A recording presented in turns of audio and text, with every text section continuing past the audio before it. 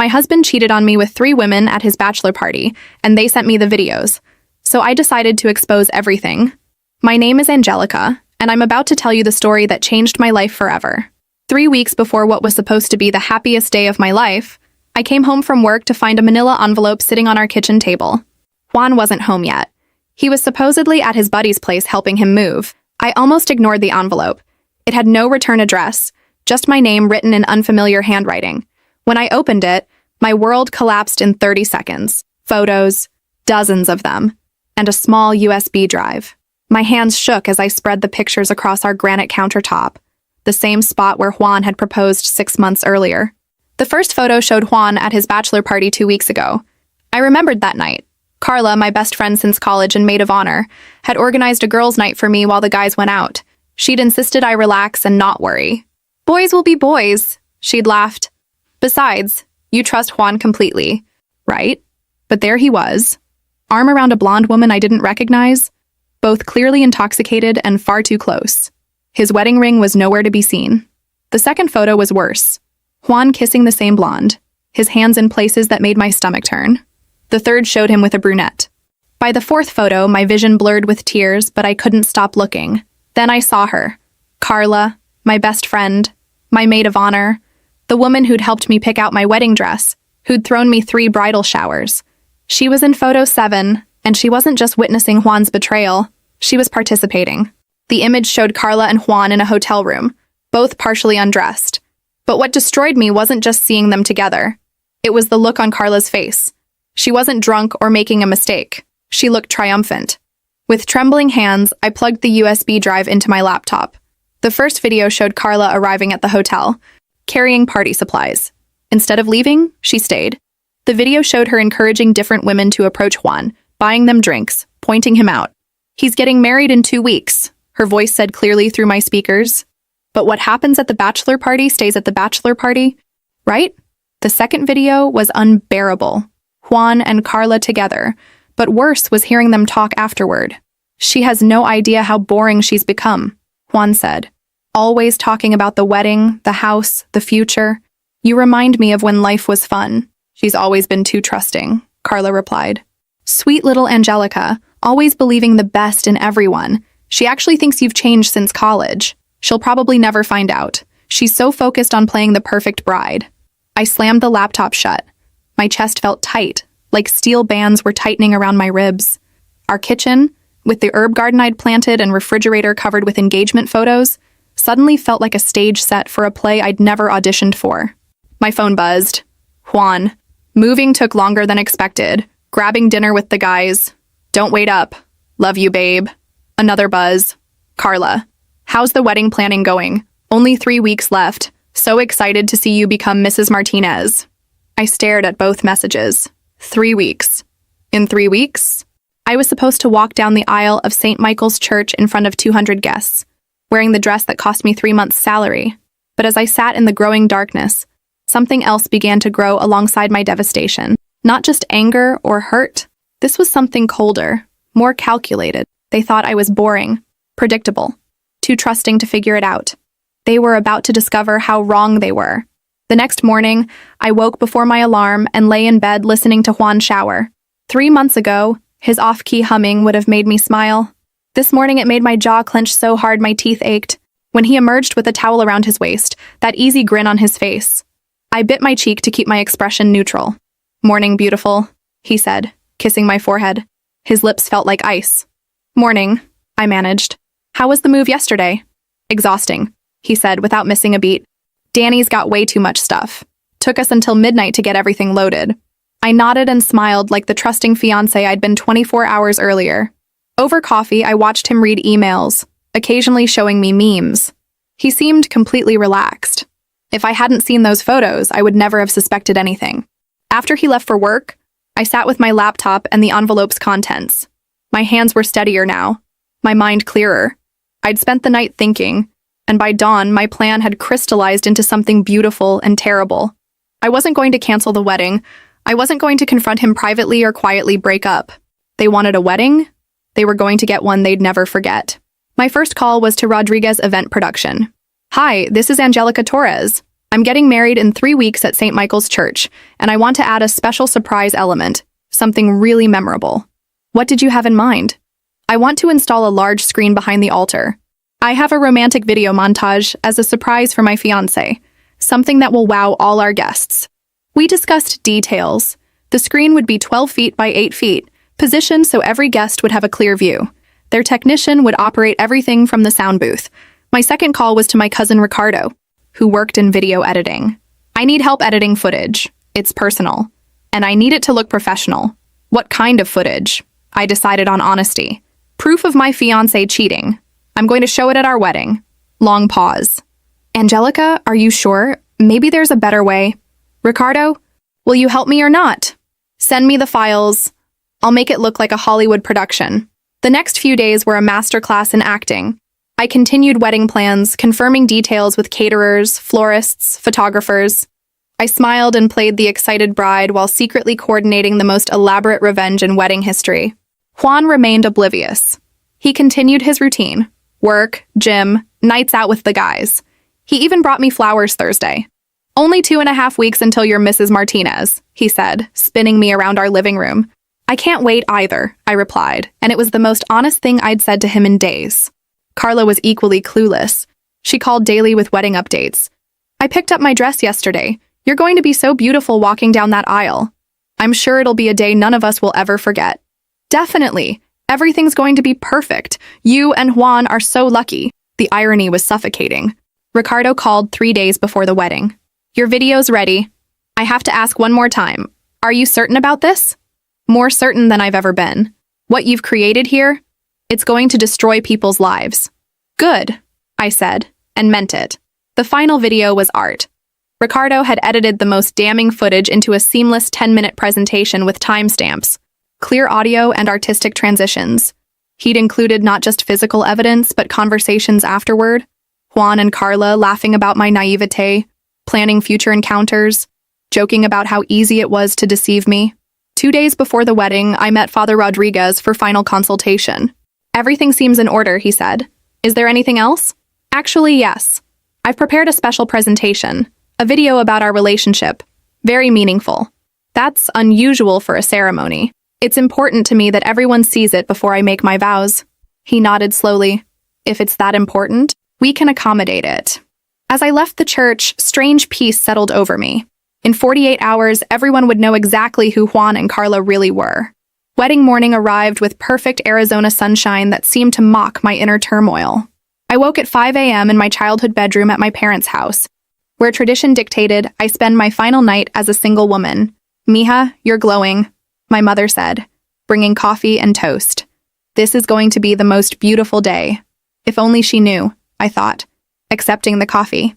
My hands were surprisingly steady, steadier than they'd been in weeks.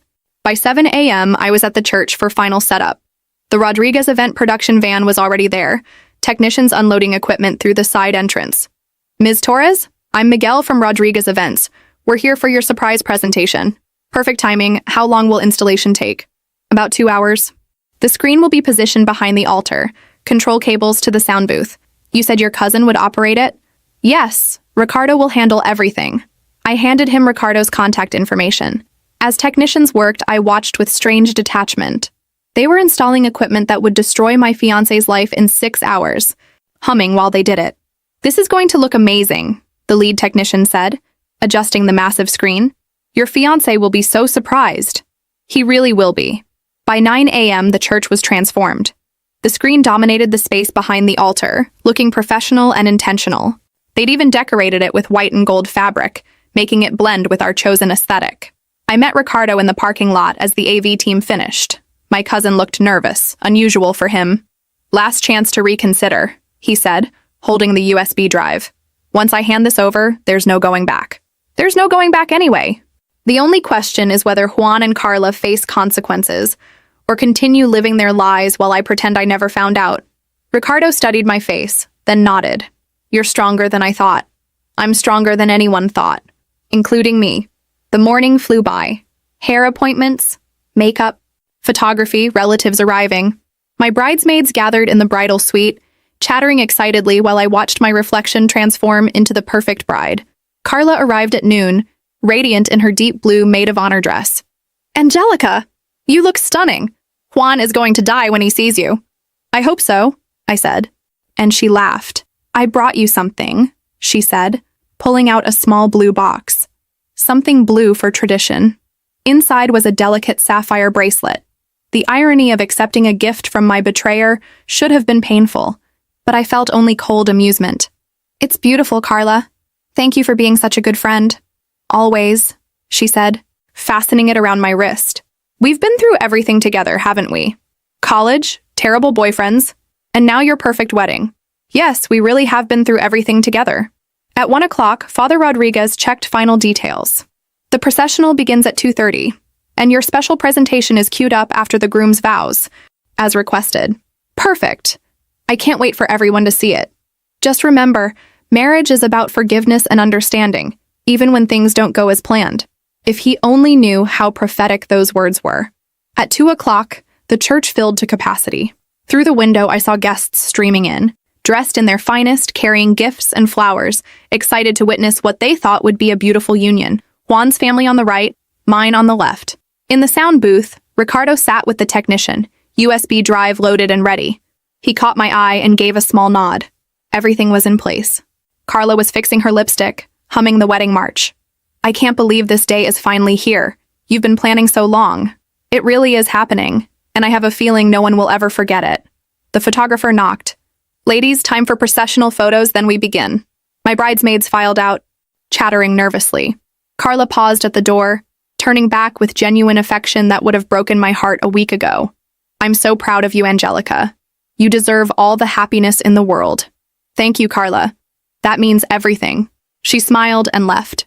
Through the window, I could see Juan at the altar, handsome in his black tuxedo, talking casually with groomsmen. He looked relaxed and happy.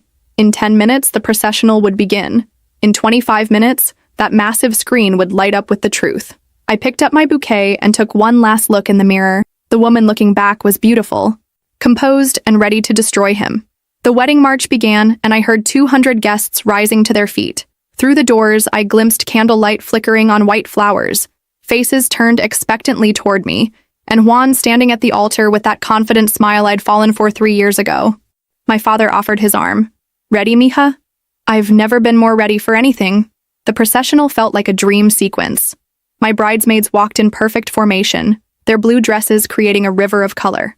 Carla moved with particular grace, catching Juan's eye with a small, secret smile that made my jaw clench. When the traditional march struck its opening notes, I stepped into view. The collective intake of breath was audible. I did look beautiful in grandmother's vintage lace gown, with the cathedral-length veil I'd saved months to afford. Juan's expression was everything a bride could want. Wonder, love, genuine emotion. For a moment, my resolve wavered. This was the man who'd held me through grandmother's death, surprised me with homemade birthday cakes, talked for hours about our future house and children. But then I remembered the video of him calling me boring, and my spine straightened. The walk felt eternal and instantaneous. Faces blurred past, Juan's conservative parents beaming with pride, my college roommate wiping tears, coworkers in their best suits. Everyone looked so happy, so expectant. When I reached the altar, Juan stepped forward, his eyes bright with what looked like genuine love. "You look incredible," he whispered, voice cracking with emotion. "So do you," I replied, and meant it. He was handsome in his black tuxedo, dark hair perfectly styled. Father Rodriguez began with traditional words about love, commitment, and sacred bonds. I heard maybe half, my attention focused on the massive screen behind him, currently dark but loaded with explosive content. "Marriage," he continued, "is built on trust, honesty, and willingness to share your deepest self." The irony was almost funny. When time came for vows, Juan went first. He'd written his own, delivering them with heartfelt sincerity that would have brought me to tears a week ago. "Angelica, 3 years ago, you walked into my life and changed everything. You made me want to be better, to be the kind of man who deserves someone as amazing as you." Murmurs of appreciation rose from the congregation. Someone was already crying.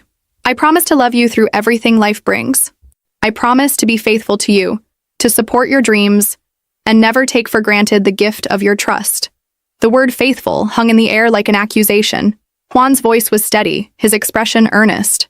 I promise to make you laugh when you're sad, celebrate your victories, and be your partner in all things. You are my best friend, my greatest love, and my future. He paused, voice becoming intimate despite the crowd. Angelica, you are everything good in my world, and I cannot wait to spend the rest of my life showing you how much you mean to me. The church was silent, except for soft sounds of people dabbing their eyes. His parents were beaming, my mother crying openly. Juan reached for my hands. I love you, Angelica Torres, and I always will.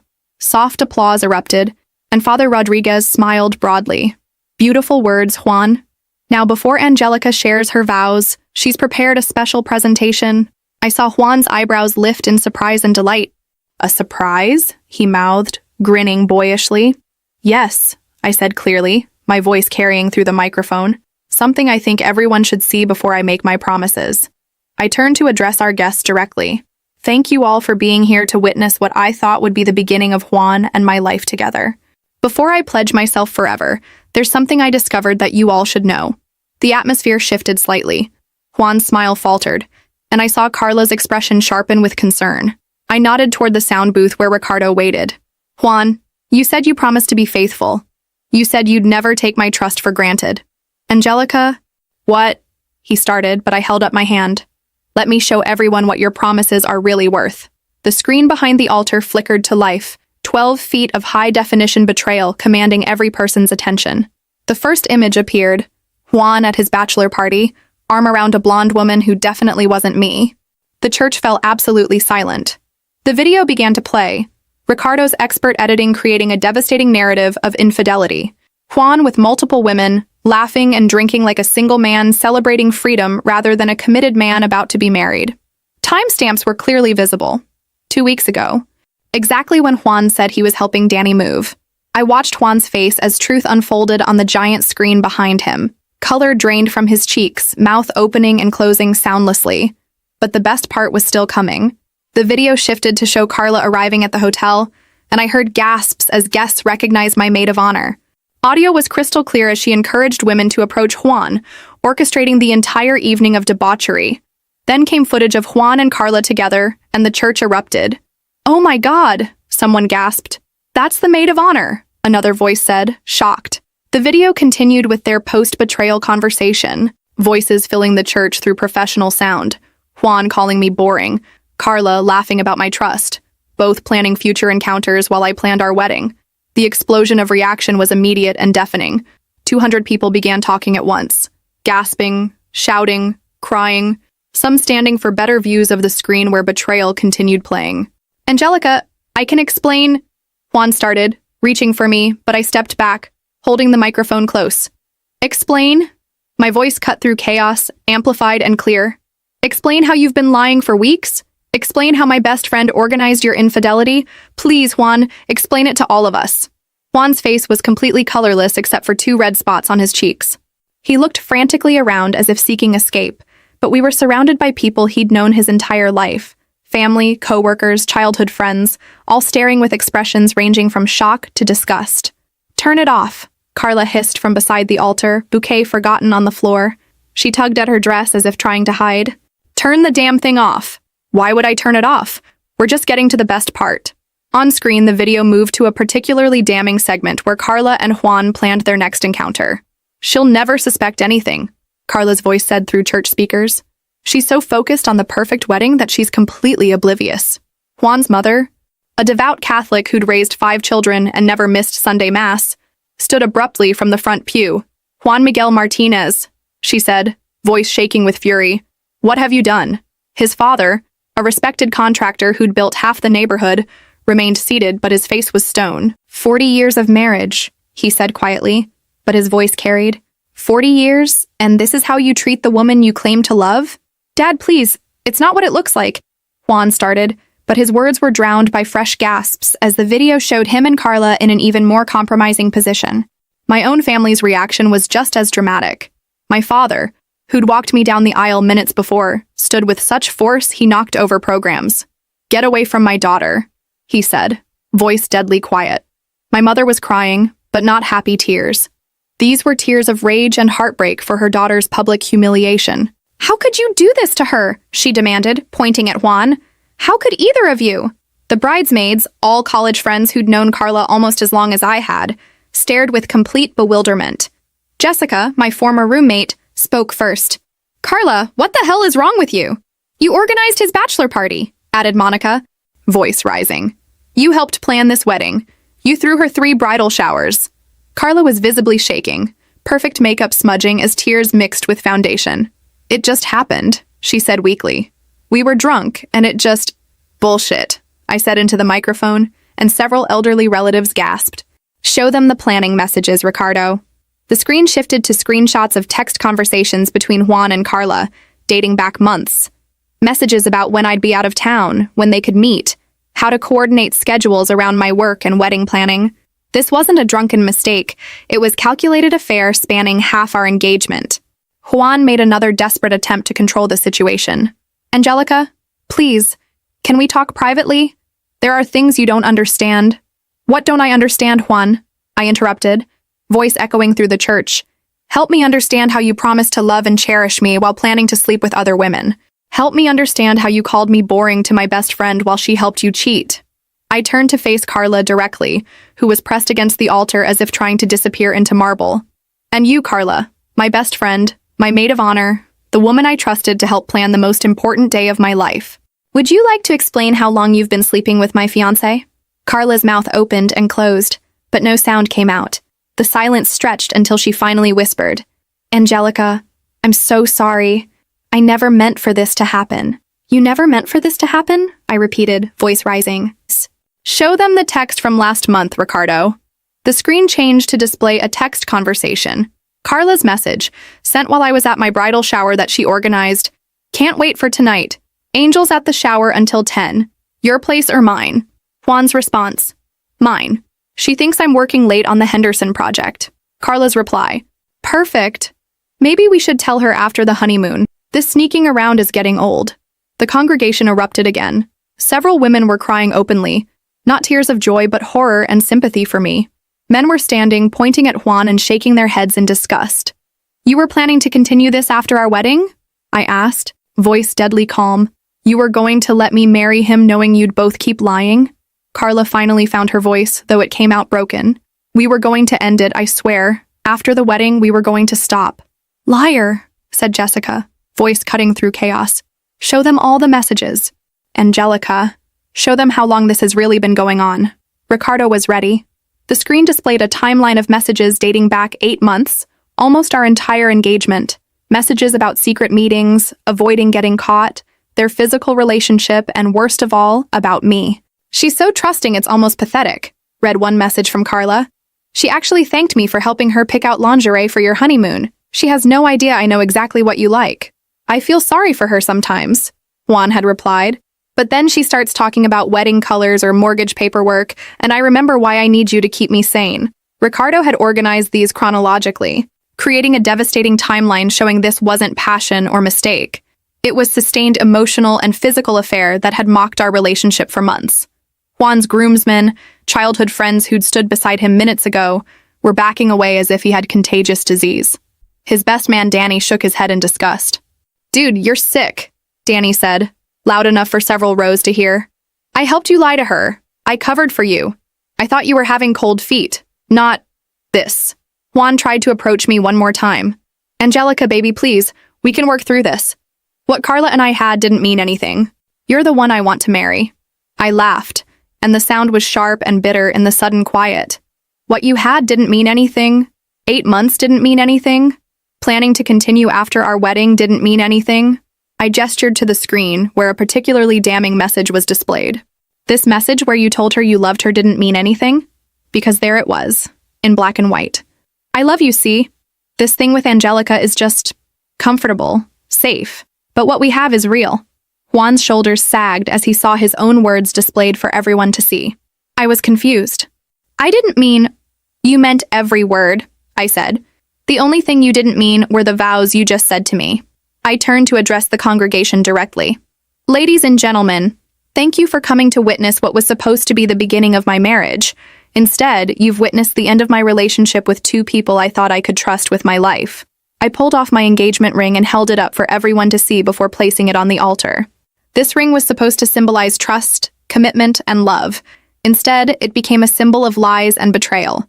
The silence that followed was deafening until Juan's father, Roberto Martinez, stood slowly from the front pew. His face was carved from stone, dark eyes blazing with fury I'd never seen before. Roberto commanded respect in our community.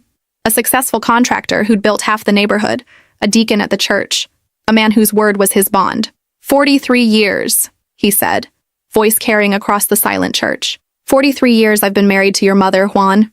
Through poverty, illness, raising 5 children on a construction worker's salary. Never once did I break my vows.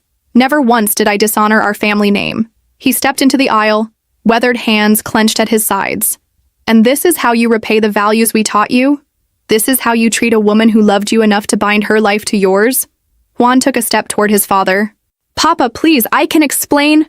Explain? Roberto's voice rose to a roar that echoed off the church walls. Explain how you brought shame to our family in the house of God? Explain how you made a mockery of the sacrament of marriage in front of everyone we know? Maria Martinez, Juan's mother, was crying quietly in the front pew, rosary clutched in trembling hands. She was a small woman, barely 5 feet tall, but when she stood, she seemed to fill the space with her dignity and pain. Mijo, she said, voice breaking. How could you do this? How could you hurt this beautiful girl who loved you so much? Mama, it's not what it looks like, Juan started, but his mother cut him off with a gesture that silenced him immediately. It's exactly what it looks like, she said firmly. And worse, because not only did you betray Angelica, you made your family accomplices to your lies. Every time we asked about the wedding, every time we planned and celebrated, you let us believe in something that was false. The weight of his parents' disappointment was visible on Juan's face. His shoulders sagged, and for the first time since the video started, he looked truly defeated. But his parents weren't finished. You are no longer welcome in our home, Roberto said, voice steady and final. You will not use the Martinez name to conduct business in this community. You have dishonored everything that name represents. Papa, you can't mean that. I mean every word, Roberto replied. Until you learn what honor means. Until you understand the magnitude of what you've done. You are no son of mine, the congregation gasped. In Latino families, being disowned by your parents was the ultimate disgrace, especially in public, especially in church. But Roberto Martinez was a man of principle. Meanwhile, my own family was rallying around me with fierce protectiveness that made my heart swell even through my devastation. My father, typically quiet, was standing beside me like a guardian. Mr. and Mrs. Martinez, he said, addressing Juan's parents with respect despite everything. Your son is not the only one who has brought shame today. He turned to look at Carla, still cowering beside the altar, blue maid of honor dress wrinkled and stained with tears. This woman was welcomed into our family like a daughter. She ate at our table, celebrated holidays with us, was trusted with our most precious girl. My mother, usually the peacemaker, was standing with arms crossed, face harder than I'd ever seen it. 20 years, she said, voice shaking with controlled rage. 20 years that girl has been in our house, and this is how she repays our trust? Mrs. Torres, I'm so sorry. Carla tried to approach my mother, but my father stepped between them. Don't, he said simply. Don't come near my family again. My brothers, who had flown in from different states for the wedding, were standing behind our parents like a wall of protection. Miguel, the eldest, spoke for all of them. If we ever see you around our sister again, there will be consequences. The division in the church was becoming clear. Juan's extended family, aunts, uncles, cousins who had driven hours to attend, were sitting in stunned silence, some shaking heads in disgust, others whispering furiously. I could see several getting up and walking out, unable to stomach being associated with what they'd witnessed. Carla's own family looked mortified. Her mother, a woman I'd called Tia Rosa for years, was crying into her hands. Her father had his face covered. But it was Carla's younger sister, Sophia, who delivered the final blow. Sophia stood up, face twisted with disgust, and spoke loud enough for everyone to hear. You're dead to me, she said to Carla. Angelica is more family to us than you are. What you've done is unforgivable. As chaos continued in the church, I noticed several guests had their phones out, recording the aftermath. In today's world, nothing stays private long, and I realized this confrontation was already spreading beyond St. Michael's walls. "Turn off those cameras," Father Rodriguez finally intervened, his voice commanding despite the madness. "This is still a house of God." But it was too late. I could see from guests' faces that videos had already been shared, messages sent, social media posts created. Juan and Carla's humiliation was already becoming public knowledge far beyond our wedding guests. Juan seemed to realize this too. His face, already pale, turned almost green as he saw phones pointed in his direction. "Please," he said, voice cracking, "don't post those videos. Think about my job, my family." "You should have thought about your job and family before you decided to cheat," said David Chen, Juan's colleague from the engineering firm.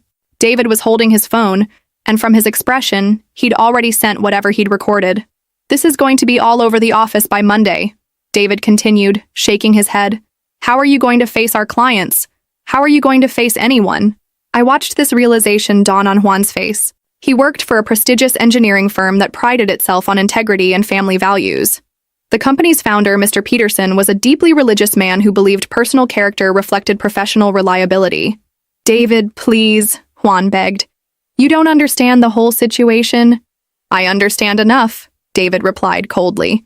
"I understand that you're a liar and a cheater, and I never want to work on another project with you." Carla's professional destruction was happening simultaneously. As a freelance marketing consultant, her business depended entirely on reputation and personal relationships. Several clients were at the wedding, including Mrs. Rodriguez, who owned a chain of boutique shops. "This is disgusting," Mrs. Rodriguez said loudly, gathering her purse.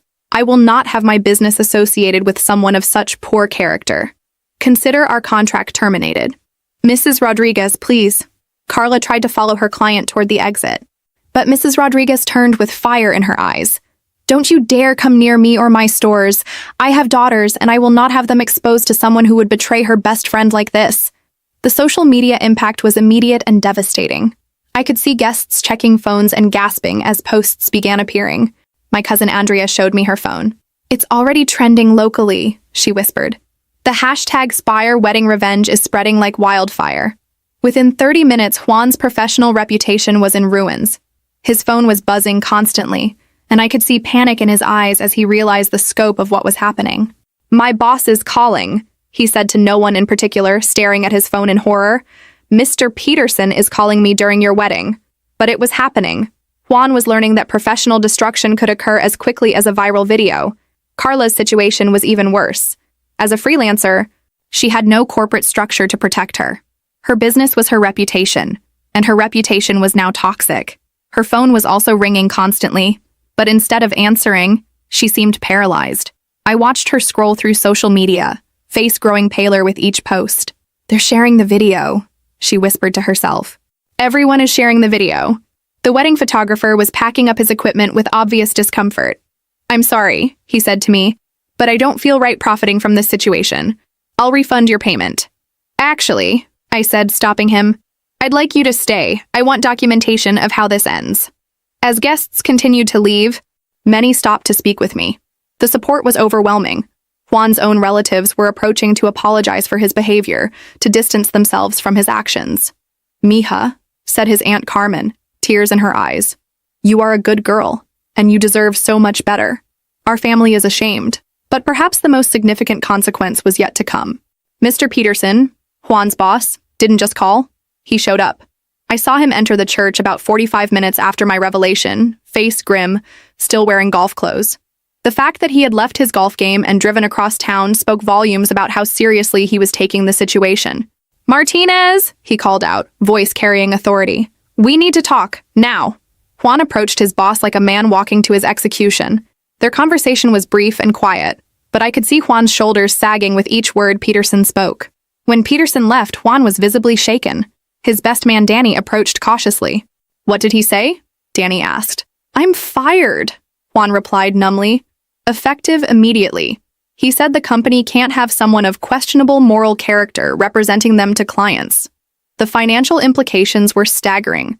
Juan had lost his good salary, company car, health insurance, and reputation that had taken years to build, all gone in less than an hour.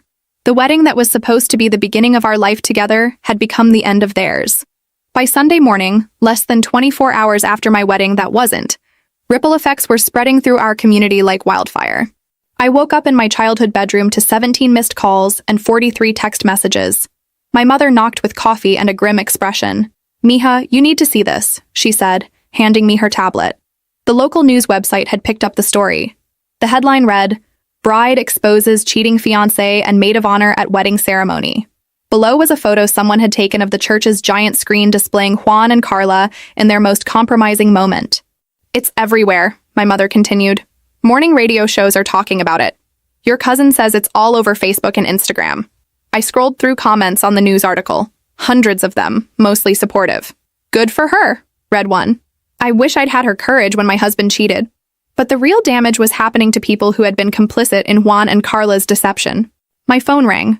Jessica, one of my bridesmaids. "Angelica, you need to know what's happening," she said without preamble. "Remember Tom and Lisa? The couple who introduced you to Juan?" I did remember. Tom and Lisa Patterson, married friends from my yoga class who had brought Juan to a dinner party specifically to meet me. They'd been so proud of playing matchmaker. "What about them?" I asked. Lisa called me this morning, crying. Apparently Tom knew about the affair. Juan told him months ago, and Tom never said anything. Lisa found out yesterday when the videos went viral, and she's filed for divorce. My stomach dropped. She's divorcing him over this? She said if he could keep a secret like that about his friend, how could she trust him with anything? She's saying he's an accessory to emotional abuse. This was exactly what I hadn't anticipated. How my revelation would create fractures in other relationships, forcing people to examine their own partnerships through the lens of loyalty and honesty. Jessica wasn't finished. And there's more. You know Derek, Juan's groomsman?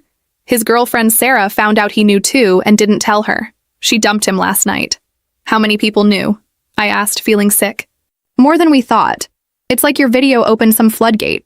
People are coming forward saying they had suspicions, or they'd seen things, or they'd been told pieces. Everyone who stayed silent is now being held accountable by their own partners." The domino effect was brutal and comprehensive. By Monday, I learned that at least 6 couples in our extended social circle were having serious relationship problems because one partner had known about Juan and Carla's affair and said nothing. But perhaps the most devastating consequence was happening to Carla's business. As a freelance marketing consultant, she depended on word-of-mouth referrals and personal recommendations. In 48 hours, her professional network had evaporated. Mrs. Rodriguez hadn't just terminated her contract. She'd actively warned other business owners. "I called everyone I know," she told my mother at the grocery store.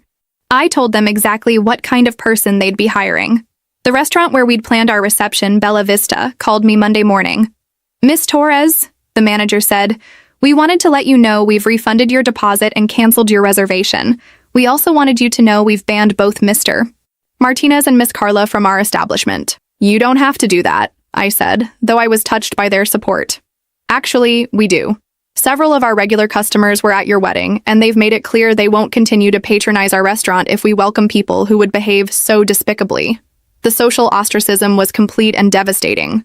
Juan and Carla weren't just losing individual relationships, they were being systematically excluded from the entire community we'd all shared. My cousin Ricardo called Tuesday with an update that was almost comical in scope. "The video has been shared over 10,000 times, he said. "I'm getting calls from talk shows wanting to interview you. Apparently, you've become some kind of folk hero for betrayed women." "I don't want to be anyone's hero," I told him. "I just wanted the truth to come out." Well, the truth is definitely out. Juan's been evicted from his apartment. Apparently, his landlord saw the video and decided he didn't want that kind of tenant. And Carla's had to move back in with her parents because she can't afford rent without her clients. 2 weeks after the wedding, the legal and financial ramifications began crystallizing into something far more devastating than I had initially anticipated. What started as public humiliation had evolved into complete financial ruin for both Juan and Carla. My lawyer, Patricia Velasco, called me Wednesday morning with news that made my coffee taste bitter. "Angelica, we need to discuss the house situation. It's more complicated than we initially thought." The house. Our house. The 3-bedroom ranch we'd bought together 8 months ago, both our names on the mortgage and deed. It had been our symbol of commitment, our nest egg, our future. Now it was about to become Juan's financial disaster. "The mortgage is $20,800 a month, Patricia continued. "With Juan unemployed and his credit rating plummeting due to the publicity, he can't qualify for a refinance to remove your name. He also can't afford the payments alone. What does that mean for me?" It means you have grounds to force a sale. Given the circumstances and the fact that his infidelity caused the relationship ending, you're in an excellent position to demand immediate liquidation of all shared assets. The timing couldn't have been worse for Juan. The housing market had softened recently, and homes in our neighborhood were taking longer to sell. Our house, which we'd bought for $320,000, would probably sell for around $290,000 after realtor fees and closing costs. So he'll lose about $30,000, I asked, plus his half of the down payment, which was $25,000. He's looking at a total loss of about $40,000, assuming the house sells quickly. For someone now unemployed with a destroyed reputation, $40,000 might as well have been $400,000. But the house was just the beginning of Juan's financial problems. His company car had been repossessed the day after he was fired. His health insurance was terminated. And because he'd been fired for cause, he wasn't eligible for unemployment benefits. My friend Monica, who worked in HR for a large corporation, explained the broader implications when she called that evening. Word has gotten around the professional community, she said. I've heard from 3 different companies that Juan has applied to, and all of them have passed. His name is basically toxic now. Even for technical positions? I asked. I mean, his engineering skills haven't changed. Engineering firms deal with major clients who trust them with multi-million-dollar projects. Nobody wants to hire someone whose personal character has been so publicly questioned. The risk isn't worth it. Meanwhile, Carla's financial situation was deteriorating even faster. As a freelancer, she had no employer benefits to lose, but she also had no safety net. Her business, Creative Marketing Solutions, had been generating about $75,000 a year before the wedding. Now it was generating nothing. Her sister Sophia called me unexpectedly Thursday. We'd always been friendly, but she was calling with information that surprised me. Angelica, I thought you should know that Carla is in real trouble, Sophia said. She can't make rent, she can't afford her car payment, and she's maxed out her credit cards trying to survive. Why are you telling me this? I asked, genuinely curious. Because I want you to know that what you did worked. She's facing real consequences for what she did to you. Sophia explained that Carla had applied for over 30 jobs in the past 2 weeks. From marketing positions to retail work to restaurant jobs. Every single application had been rejected once employers realized who she was. The video is the first thing that comes up when you Google her name, Sophia continued. No one wants to hire someone with that kind of reputation. The most devastating blow to Carla came from an unexpected source, her professional insurance. As a marketing consultant, she carried errors and omissions insurance to protect herself from client lawsuits. When her insurance company learned about the viral video and circumstances surrounding it, they made a decision that effectively ended any chance of her continuing in marketing. They've classified her as an unacceptable risk, Patricia explained when she called with this information. Without professional insurance, no reputable company will hire her as a consultant, and she can't start her own firm again. This meant that even if public attention died down, even if people forgot about the video, Carla would still be locked out of her chosen profession. The financial pressure was also creating legal problems for both of them. Juan received notice that he was being sued by 3 women from his bachelor party who had discovered they'd been lied to about his relationship status. 3 weeks after my wedding day revelation, Juan and Carla's desperation began manifesting in increasingly pathetic attempts to salvage their reputations and rebuild their lives. What I witnessed during this period was a masterclass in how not to handle public disgrace. It started with Juan's social media campaign. Instead of staying quiet and letting attention die down, he decided to fight back publicly. His first Instagram post was a long, rambling explanation that began with, "There are 2 sides to every story. What happened at my bachelor party was a mistake," he wrote. "I was drunk and confused about my feelings. Yes, I made errors in judgment, but Angelica's public humiliation was cruel and disproportionate. I loved her and wanted to make things right, but she never gave me the chance." The response was immediate and brutal. Comments filled with people calling him delusional, narcissistic, and worse. Screenshots of his post were shared across social media with mocking commentary. One particularly viral response read, "Imagine thinking 8 months of calculated cheating is an error in judgment." But Juan wasn't finished. He followed up with a Facebook video that was even more damaging. In it, he appeared unwashed and emotional, sitting in what looked like a cheap motel room, speaking directly to the camera. "I want to apologize to Angelica and to everyone who was hurt by what happened," he said, voice shaking. "But I also want people to understand that I'm human. I made mistakes, but I don't deserve to have my entire life destroyed over them." The video revealed more than Juan intended. The cheap motel room spoke to his financial desperation. His appearance suggested he wasn't coping well with stress. Most damaging of all, his words suggested he still didn't understand the magnitude of what he'd done. The video was shared thousands of times, but not with sympathy. People mocked his self-pity, created memes from his most pathetic moments, and used it as an example of how not to apologize for infidelity. The phrase "I'm human" became a running joke in relationship forums. Carla's attempts at redemption were even more misguided. She started by reaching out to mutual friends, trying to explain her side of the story. These conversations invariably went poorly and were often shared with others, further damaging her reputation. "She called me last night," Jessica told me, voice filled with disgust. She wanted to explain that she never meant to hurt you, that her feelings for Juan were real, and that the whole situation just got out of hand. "What did you tell her?" "I told her that intentionally seducing your best friend's fiancé doesn't get out of hand. It's planned, deliberate, and evil." Then I hung up. But Carla's most damaging decision was to grant an interview to a local blogger who ran a relationship advice website. She thought telling her story would generate sympathy and perhaps help rebuild her image. Instead, it became a viral sensation for all the wrong reasons. In the interview, Carla attempted to reframe herself as a victim of her own emotions. "I fell in love with Juan," she said. "You can't control who you fall in love with. Yes, I should have told Angelica, but I was scared of losing both of them." The blogger, sensing a story that would generate clicks, pressed her on timeline and details. Carla, apparently believing that honesty would help her case, revealed information that made everything worse. "It started about 6 months before the wedding," she admitted. "Juan told me he was having doubts about marrying Angelica, and I was there to listen. One thing led to another." She went on to describe their relationship in detail, including information about their secret meetings, communications, and plans for the future. Most damaging of all, she revealed that they had discussed telling me after the honeymoon, framing it as if they'd been planning to be honest all along.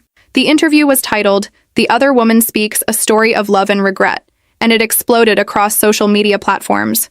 But instead of generating sympathy, it created a new wave of outrage. People were appalled by her attempt to romanticize her betrayal, her continued selfishness, and her complete lack of genuine remorse. The comments were savage. "She's still trying to make this about her feelings," wrote one person. "Zero accountability, zero genuine apology, zero understanding of what she destroyed." Another comment that gained hundreds of likes said, "Notice how she never once mentions how Angelica felt or what Angelica lost. It's all about her love story with a cheating fiancé." The interview also revealed information that further damaged Juan's attempts at rehabilitation. Carla mentioned that Juan had called me boring and predictable, that he'd complained about our relationship regularly, and that he'd said he was only marrying me because it was the safe choice.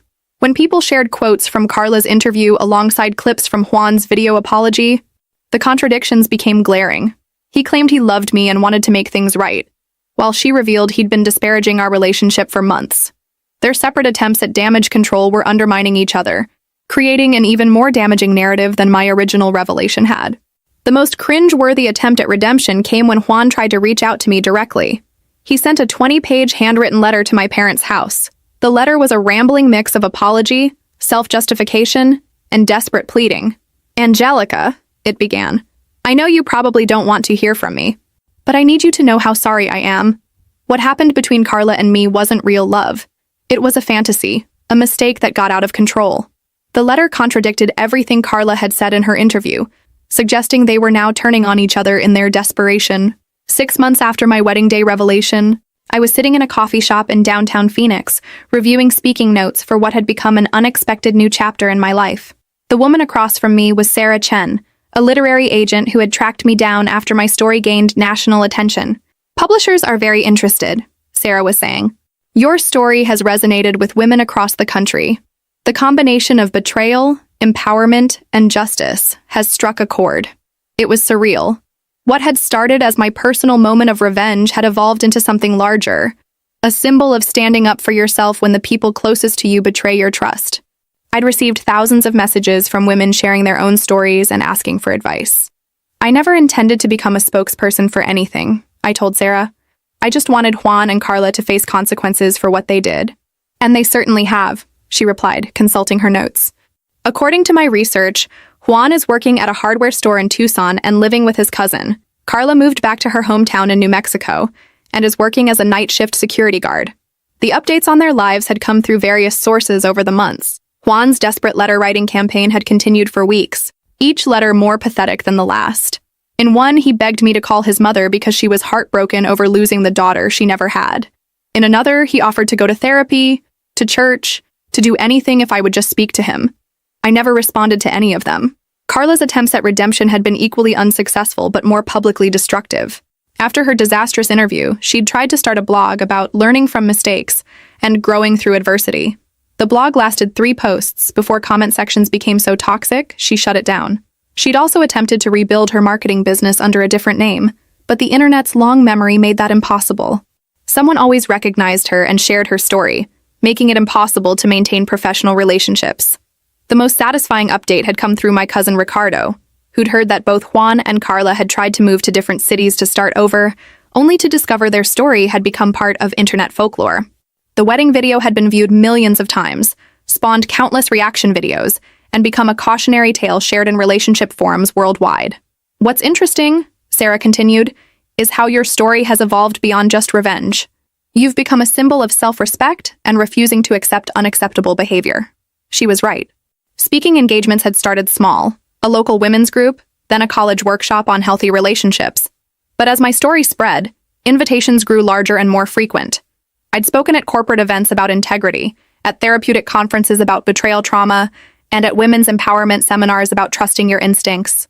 The book could reach even more people, Sarah added.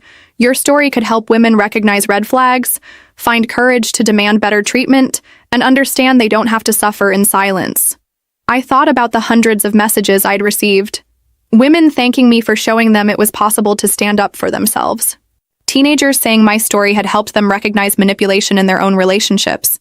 Even men writing to say my story had made them examine their own behavior and commit to being more honest with their partners. My personal life had also transformed in ways I couldn't have imagined. The strength I discovered when planning my revelation had continued to grow. I'd left my old job at the insurance company and started my own business consulting with small companies on crisis management and reputation protection. Ironically, my experience with carefully orchestrated truth-telling had made me an expert in strategic communication. I'd also met Marcus. He was a lawyer who'd attended one of my speaking engagements and approached me afterward to discuss the legal implications of my case. What started as a professional conversation had evolved into something deeper, a relationship built on complete honesty, mutual respect, and shared values. Marcus knows everything about what happened, I told Sarah. Every detail. We've talked about trust, about communication, about what it means to truly commit to someone. He's seen me at my strongest and most vindictive, and he still wants to be with me. That's beautiful, Sarah said, and it's part of your story too. The aftermath isn't just about destruction, it's about rebuilding and finding something better. She was right. While Juan and Carla had descended into poverty, isolation, and regret, I had ascended to a life more authentic and empowering than anything I'd experienced before.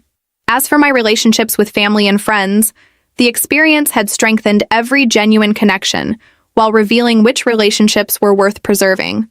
My parents were proud of my strength and success. My true friends had rallied around me and remained close. So what do you think? Sarah asked. Are you ready to turn your experience into something that could help millions of women? I looked out the coffee shop window at the busy Phoenix Street. 6 months ago, I'd been a woman planning a wedding to a man who was systematically betraying me. Today, I was a woman who'd discovered her own power, built a new career, found genuine love, and become an advocate for others facing similar betrayals. Juan was stocking shelves in Tucson, still trying to rebuild a reputation that would never recover. Carla was working security at a warehouse, her dreams of business success buried under the weight of her choices. Both had learned that actions have consequences, and some consequences last forever. Meanwhile, I was building a life based on truth, self-respect, and the understanding that sometimes the most loving thing you can do for yourself is refuse to accept unacceptable treatment. Yes, I told Sarah. I'm ready to tell the whole story. The book would be titled, The Wedding That Wasn't: How I Turned My Betrayal into My Empowerment. It would become a bestseller, inspiring countless women to demand better for themselves. Juan and Carla would remain footnotes in their own story of deception, while I became the author of my own narrative of strength and renewal. Perfect revenge, it turned out, wasn't just about destroying the people who wronged you. It was about building something beautiful from the ashes of their betrayal. But for a long time, I wondered who had sent those photos. The answer came 18 months later at a Scottsdale coffee shop. A blonde woman in her mid-20s approached my table hesitantly. "Are you Angelica Torres?" she asked nervously. "I'm Jessica Walsh. I was at your fiancé's bachelor party. I sent you those photos." My heart stopped. This was the blonde woman from the pictures. "I had no idea Juan was engaged," she continued quickly. "He told me he was single, recently out of a relationship. We even went on 2 dates after the party. Then I saw your engagement photos on Facebook and realized I'd been used." She showed me screenshots of Juan's lies, how he'd described me as controlling and boring, how he'd actively pursued multiple women during our engagement. "I contacted other women from that night," Jessica explained. "We realized Juan had lied to all of us. When I heard Carla talking about how trusting you were, how easy you were to deceive, I knew I had to warn you somehow. Why didn't you include a note? I was terrified you'd think I was just trying to break you up so I could have him. I wanted you to see the truth without any agenda from me." She revealed something that stunned me. "After your wedding video went viral, 6 other women contacted me. 6. He wasn't just cheating with Carla. He was systematically deceiving multiple women throughout your entire engagement. The scope of his betrayal was staggering, but I felt only relief." "I'm sorry I was part of hurting you," Jessica said, tears in her eyes. "You weren't part of hurting me," I replied firmly. "You saved me. You were a victim of his lies too." As we parted ways, I felt profound closure. The mystery was solved, and it was more satisfying than I'd imagined. Juan's betrayal had created an unlikely alliance between the women he'd deceived, and Jessica's courage had saved not just me, but potentially countless others from his deception. Perfect revenge, I realized, sometimes comes from the most unexpected sources, and sometimes the people who seem part of your destruction become the instruments of your salvation.